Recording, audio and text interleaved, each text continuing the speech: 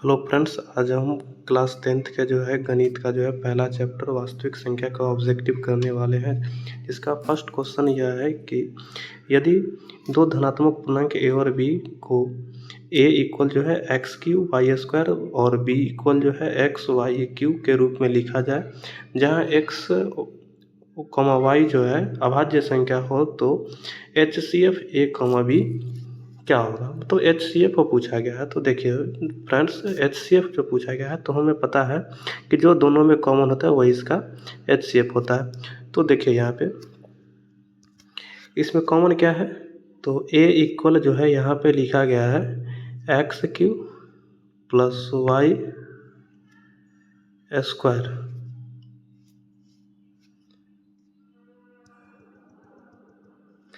देखिए दोस्त, A का वैल्यू जो दिया गया है यहाँ पे, A का जो वैल्यू दिया गया है एक्स क्यू लिखा गया, एक्स क्यू और वाई स्क्वायर। हम इसे लिख सकते हैं, हम x into x into x into y square को लिख सकते हैं वाई इंटू वाई। अब देखिए फ्रेंड्स, B का वैल्यू जो है दिया गया है एक्स इंटू वाई स्क्वायर, इसको हम लिख सकते हैं कि x into y into y. अब देखिए फ्रेंड्स, इसमें x मिल रहा है, इसमें भी x है, एक y इसमें भी है, एक y इसमें भी है, एक y यहाँ भी है, एक y यहाँ भी, और y देखिए यहाँ पे एक x मिला और दो जो है y मिला, तो इसका तो ये x और इंटू जो है y इंटू वाई, इसका मतलब जो है मल्टीप्लाई करेंगे तो क्या आ जाएगा x इंटू जो है वाई स्क्वायर। तो इसका आंसर क्या आ जाएगा x इंटू वाई स्क्वायर, इसका जो है आंसर आ जाएगा फ्रेंड्स। इसका आंसर क्या आ जाएगा x इंटू वाई स्क्वायर। तो देखिए कहाँ पे लिखा गया है x इंटू वाई स्क्वायर, तो यहाँ पे इसका आंसर लिखा गया है x इंटू वाई स्क्वायर, इसका आंसर B आ गया फ्रेंड्स। अब सेकेंड क्वेश्चन देखते हैं। सेकेंड क्वेश्चन कहा गया है कि दो संख्याओं का गुणनफल हमेशा किसके बराबर होता है। तो हमें फ्रेंड्स पता है एक फार्मूला होता है a इंटू बी। फार्मूला क्या होता है a into b. a into b equal जो होता है वो होता है LCM इंटू जो है HCF। तो फ्रेंड्स देखिए यहाँ पे कहाँ लिखा गया है, तो दो संख्याओं का गुणनफल होता है a इंटू बी, ये संख्या हो गया, और किसके गुणनफल के बराबर, तो LCM गुना HCF के बराबर होता है। तो ये हमारा हो गया LCM इंटू HCF।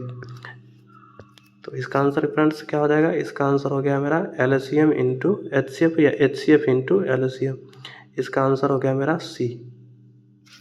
चलिए फ्रेंड्स, अब तीसरा क्वेश्चन देखते हैं।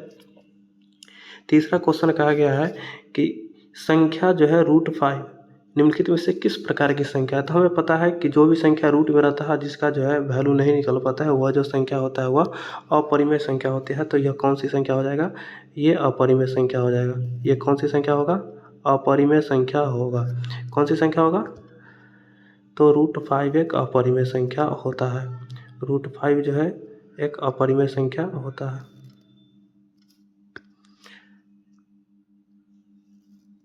√5 एक अपरिमेय संख्या होता है। आगे चलते हैं फ्रेंड्स। आगे कहा गया है कि दो लगातार सम संख्याओं का महत्तम समवर्तक क्या होता है। तो जानते हैं हम कि दो लगातार सम संख्या, पहली तो जो है सम संख्या मान लीजिए दो है। दो क्या है, दो जो है सम संख्या है, पहली सम संख्या है। तो देखिए फ्रेंड्स, दो जो है सम संख्या, दो मान लीजिए सम संख्या है,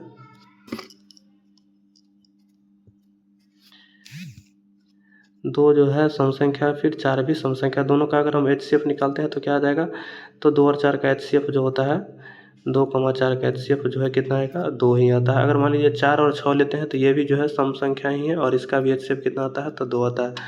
तो इसका HCF कितना हो जाएगा, इसका आंसर हमेशा जो है 2 ही आएगा। इसका HCF कितना आ जाएगा, हमेशा 2 ही आएगा। चलिए नेक्स्ट क्वेश्चन देखते हैं फ्रेंड्स।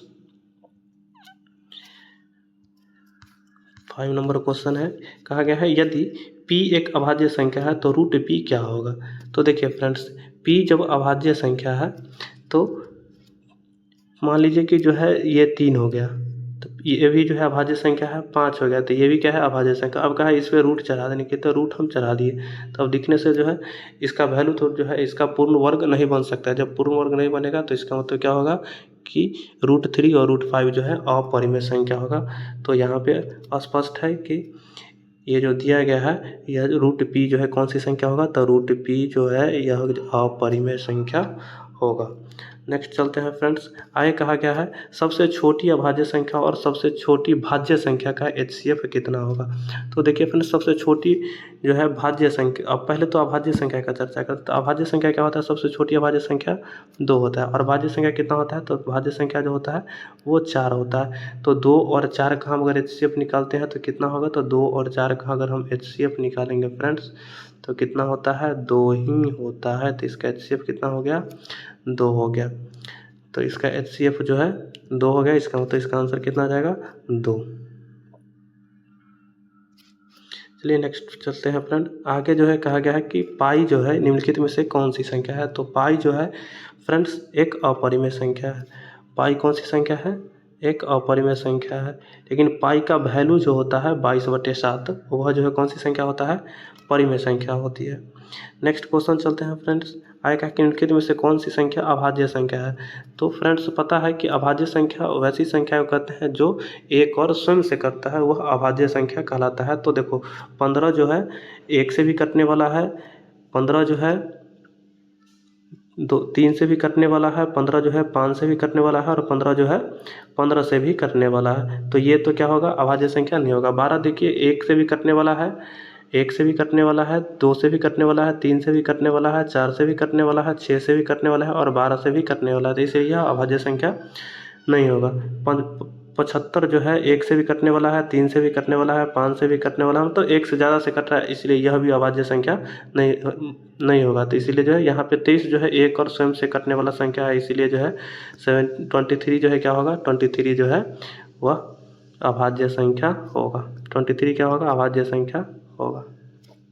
नेक्स्ट चलते हैं फ्रेंड्स, आगे कहा गया है कि दो सह अभाज्य संख्या का HCF का होता है। तो दो जो है सह अभाज्य का संख्या हमेशा जो है कितना होता है, 1 होता है। दो सह अभाज्य संख्या का जो है HCF कितना होगा, 1 होता है।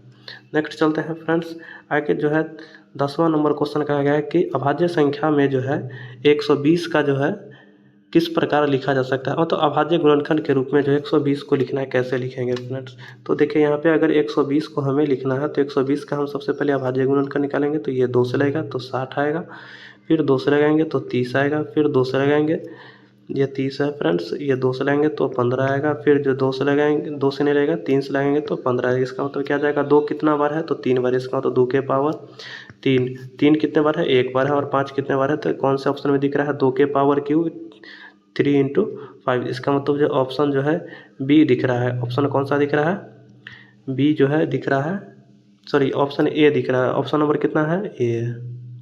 ऑप्शन नंबर ए जो है क्या है, 2 के पावर 3 × 3 के